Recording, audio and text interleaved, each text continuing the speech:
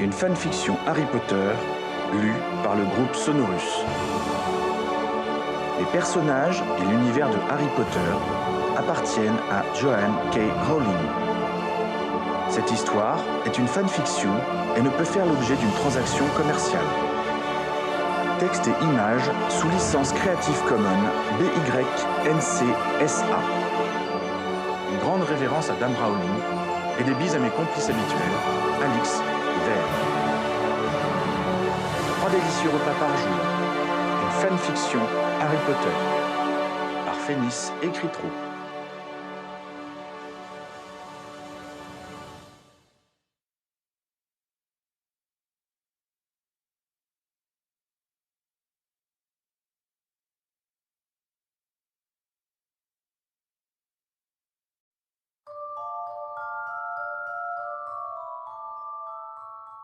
Chapitre 1.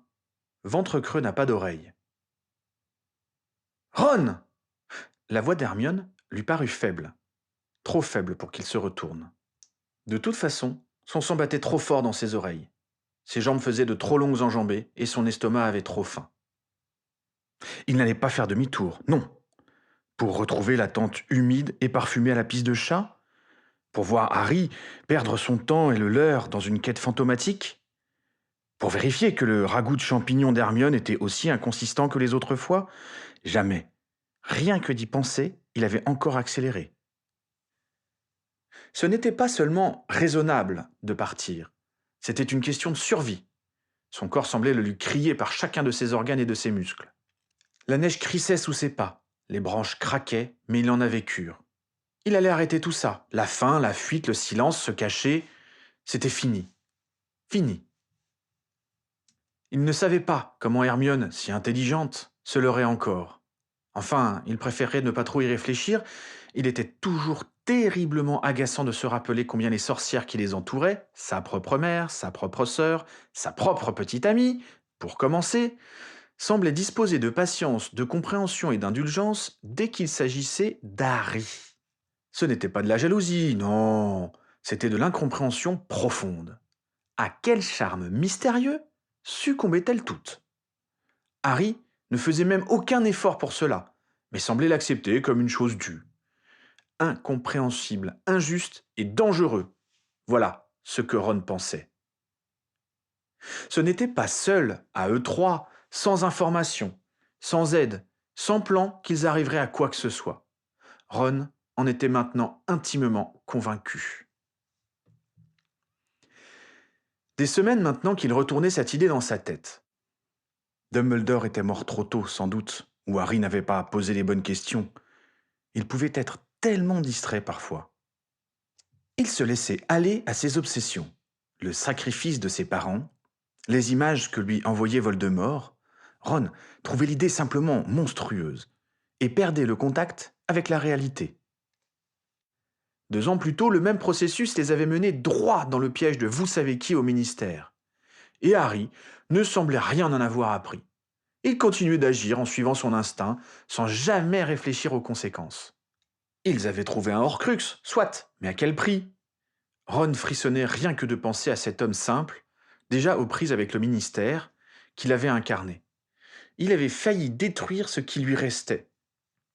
Il jouait aux apprentis sorciers, rien de moins. Et ils avaient 17 ans maintenant. Par Merlin, ils étaient responsables. C'était leur vie même qu'ils mettaient en jeu, voire celle d'autres. La frustration de Ron sur l'apparente indifférence de Harry sur la question était immense. Jamais ils auraient dû se taire. Taire quoi, en fin de compte? Comme si Dumbledore avait partagé tant d'informations avec eux. Honnêtement, qu'est-ce que ça aurait changé? Jamais il n'aurait dû refuser l'aide de l'ordre. Harry avait eu raison de penser que Lupin devait d'abord s'occuper de son bébé, mais l'ordre ne s'arrêtait pas à Lupin. L'un d'eux, peut-être, aurait trouvé un sens aux bribes de pistes dont il disposait. Est-ce que l'ordre n'aurait pas pu bien plus facilement qu'eux subtiliser son pendentif à ombrage? Est-ce qu'à eux tous, ils n'auraient pas eu au moins une idée de la manière de le détruire? Ron secoua la tête, comme s'il avait encore en face de lui Harry ou Hermione, et qui lui avait encore une fois rétorqué un de leurs arguments éculés. Dumbledore avait confié la mission à Harry.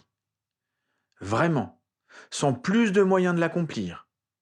Autant dire qu'il ne souhaitait pas qu'il réussisse. Dumbledore lui avait conseillé de se confier à ses proches amis. Génial. 2 incompétents de plus en danger. Décidément. Non. Harry ne se rendait décidément pas compte de la réalité, décida Ron, avec un mélange de haine et de tristesse. C'était la guerre. Ils étaient devenus adultes et ils s'opposaient au plus puissant mage noir que l'histoire ait répertorié. Ils ne pouvaient plus se contenter d'improviser sous une cape d'invisibilité. La colère du professeur McGonagall n'était plus le seul risque qu'il courait. Le stupéfixe qui l'avait cueilli à sa sortie de la forêt en était définitivement la preuve. La guerre l'avait une nouvelle fois rattrapé. Et ce n'était pas joli à voir. L'ennemi, c'était une bande de 5 sorcières ratées qui bavaient à l'idée d'une pauvre récompense du ministère. Ils bavaient tellement qu'ils ne cessaient de s'accuser les uns les autres de vouloir profiter de la situation au détriment des autres. « Ton nom, petit !» exigeait celui qui le tenait. « On s'en fiche de son nom, il m'a tout l'air d'un petit gars qui a un truc à cacher !» éructait un autre. « Moi, tout l'air d'avoir l'âge d'être à Poudlard !» estimait un troisième.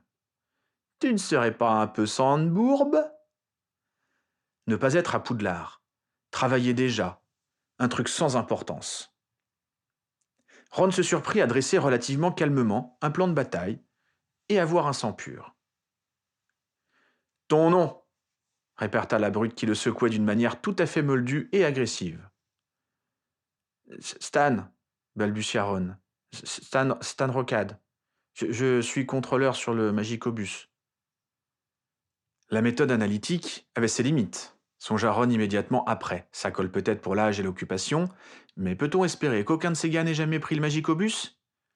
Dans l'immédiat, la brute avait arrêté de le secouer. C'était autant de prix. Il s'était tourné à demi vers celui qui tenait la baguette de Ron et semblait servir, et éventuellement de chef, quand les autres n'étaient pas pressés de revendiquer cette qualité pour eux-mêmes. « Le Magicobus, qu'est-ce que tu fiches là ?» demanda ce dernier. « Je suis allé aux champignons, » essaya Ron piteusement. « Dans la neige ?» s'étonna l'un des gars. « Sous certains arbres... commença à répondre Ron. « Et où est ton panier ?» Ron, sa voix battue. « Bah, cette fois, j'en ai pas trouvé. » Les 5 sorciers n'eurent pas l'air sidérés bien longtemps par la faiblesse de sa réponse. Ils s'étaient désintéressés de leur proie pour discuter âprement s'ils le relâchaient ou s'ils l'amenaient quand même au ministère pour vérifier son identité. « Les Sandbourbes sont tous des menteurs !» insistait un petit teigneux. L'espèce humaine était décidément bien triste, décida leur prisonnier. Ils sont contents dès qu'ils ont trouvé plus misérable qu'eux. Ron soupçonnait que les Moldus n'auraient pas fait mieux en la matière, mais est-ce qu'Hermione l'aurait une nouvelle fois accusé d'avoir des préjugés ? Qui était-il d'abord pour lui poser des questions pareilles ? Des apprentis mange-morts ? Ils avaient pourtant parlé du ministère et de récompenses. Ron ne pouvait pas croire que l'institution auquel son père avait consacré toute sa vie puisse tomber aussi bas. Qu'est-ce qu'il fichait dans un endroit aussi reculé en plus ? Étaient-ils si nombreux à chasser les sangs impurs que les moins doués battaient la campagne aussi loin de lieux magiques ? L'idée était franchement écœurante. À moins qu'ils aient pensé que des sorciers nés moldus, puisqu'ils semblaient les rechercher, préféraient ce type d'endroit. La réponse n'était pas très intéressante. Dans tous les cas, conclut Ron pour lui-même, alors qu'un de ses ravisseurs menaçait les autres de les dénoncer s'ils ne se rangeaient pas à son avis. C'était étrange, mais il se surprenait à se réjouir qu'il s'occupe de lui, de savoir s'il était bien celui qu'il prétendait être et s'il aurait dû être à Poudlard. Au moins, ils avaient moins de chances de se mettre à fouiller plus avant la forêt et trouver Harry et Hermione. C'était un peu paradoxal, mais Ron aurait détesté les voir pris à leur tour. Il jugeait leur entreprise certes désespérée, mais ce n'était pas comme cela qu'elle devait s'arrêter. Il n'aurait pas pu expliquer mieux. De toute façon, il n'en avait pas le temps de continuer à se poser des questions inutiles. Il fallait s'échapper. C'était une obligation, une exigence morale. Il n'était pas parti d'un mode de vie absurde et contraire à sa nature pour finir à Azkaban. Quand même. Il s'étonna lui-même de sa présence d'esprit. Jamais il ne s'était senti aussi vivant. Ça ressemblait un peu à ce que Harry lui avait raconté de ses affrontements avec Voldemort. Le désespoir ne coupe pas toujours bras et jambes, parfois, il donne des ailes. À la dispute suivante, Ron se dégagea de l'emprise de la brute qui le maintenait encore, arracha sa baguette à un autre qui n'avait pas l'air de bien savoir s'en servir et, ainsi armé, avait récupéré la sienne. Sans demander son reste, il transplana, sans savoir exactement où il voulait aller d'ailleurs. Sa première pensée avait été le terrier. C'était l'endroit où il s'était toujours senti en sécurité après tout. Mais au dernier moment, il avait eu le pressentiment que ce n'était peut-être pas la meilleure idée qu'il ait eue récemment. Ha ha ha! On pouvait aussi dire qu'il avait manqué singulièrement de bonnes idées ces derniers temps. Bref, les mêmes causes produisant les mêmes effets, il s'était retrouvé sous un réverbère faiblard à l'entrée de l'outerie Sainte-Chassepoule, la main en sang et frissonnant d'épuisement et de terreur mêlée. D'un côté, il y avait la petite ville mi-moldue mi-sorcière endormie, semblable à toutes les fois où Ron s'y était rendu, comme si tout le reste, les mois de quêtes stériles, la guerre, avait été un rêve. De l'autre, il y avait la route qui menait au terrier. Et c'était terriblement tentant. Maman le serrerait dans ses bras. Elle le soignerait. Elle trouverait au milieu de la nuit des restes qui dépasseraient en qualité comme en quantité tout ce qu'ils avaient mangé ces dernières semaines. Il retrouverait son lit. Il faudrait sans doute négocier avec la goule. Papa aurait des infos sur tout. Sauf que le prix serait terrible. Il suffisait d'imaginer maman ouvrir la porte et chercher par-dessus mon épaule où étaient Harry et Hermione. Bien sûr, elle commencerait par s'occuper de lui, de sa main et de son estomac. Mais il la voyait déjà froncer lentement les sourcils en écoutant ses explications embarrassées sur pourquoi il avait laissé mes soi-disant meilleurs amis dans le froid, la neige, le danger et la faim. Elle exploserait sans doute en imprécations, mais le pire serait papa, qui le regarderait d'un air déçu. Parce qu'Harry reste leur dernier espoir, se répéta Ron, les pieds dans la neige, que pour eux, Dumbledore savait ce qu'il faisait.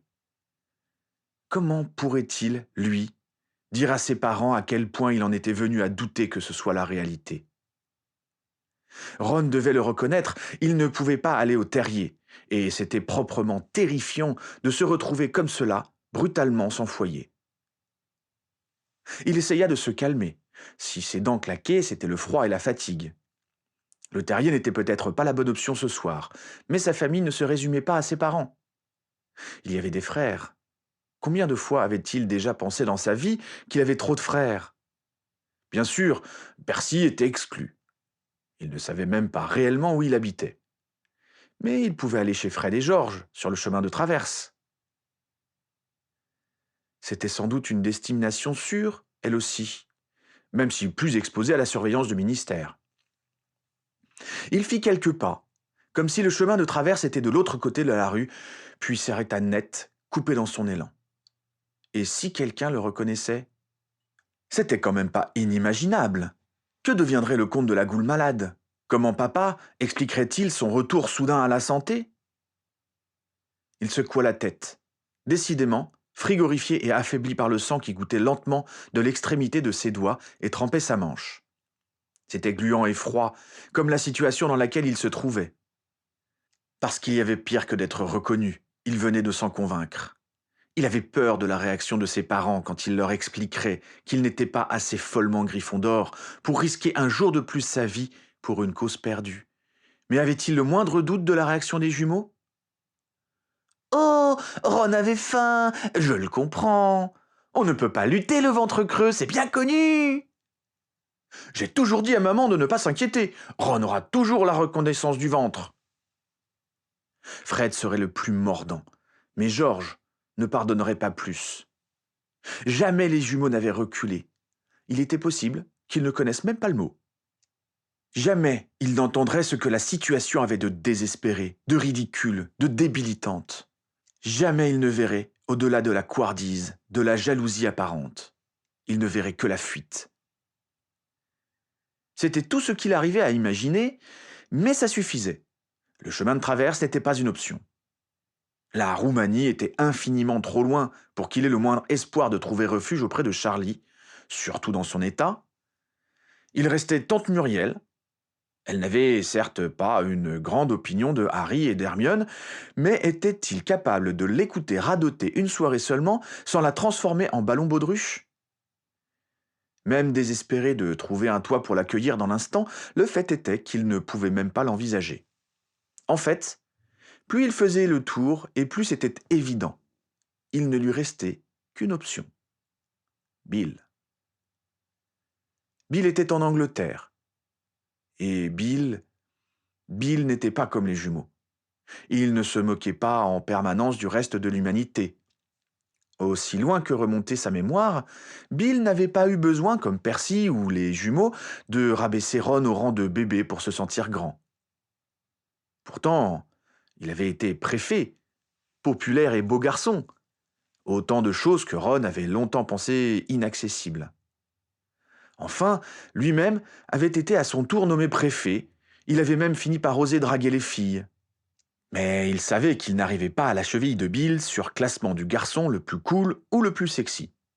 Il n'y avait qu'à voir la fille qu'il avait épousée. Qui aurait pu croire qu'un Weasley épouserait un jour une fille pareille? Ron rit tout seul dans la neige, comme ragaillardi par la pensée des succès de son frère. Et Bill avait pourtant toujours été plutôt gentil avec lui. Plus patient qu'un Charlie occupé ailleurs, par exemple. Moins pédant qu'un Percy, ou aucunement enclin à faire de lui un cobaye, comme les jumeaux. Quand ils avaient été en vacances, le voir en Égypte, il avait bien été le seul à lui demander, au bout de quelques jours, s'il avait envie de faire ou de voir quelque chose de particulier. Enfin, de tout temps, Bill avait gardé une certaine réserve dans les conflits fraternels, les cabales des jumeaux, les pugilats anti-Percy ou les discussions familiales. Sans doute serait-il possible de lui faire entendre que Ron n'avait pas besoin que toute la famille s'en mêle. Son sang avait fini par faire une tache rosée dans la neige, mais il avait enfin trouvé un refuge. Fort de cette certitude, il fit 2 pas de côté pour sortir du halo du réverbère. Cette fois, il n'allait pas se précipiter. C'est à l'abri des regards, en ayant bien pris soin de visualiser l'endroit où il voulait se rendre et de ne pas se laisser déconcentrer au dernier moment, qu'il articula la formule qui le projeta dans l'espace.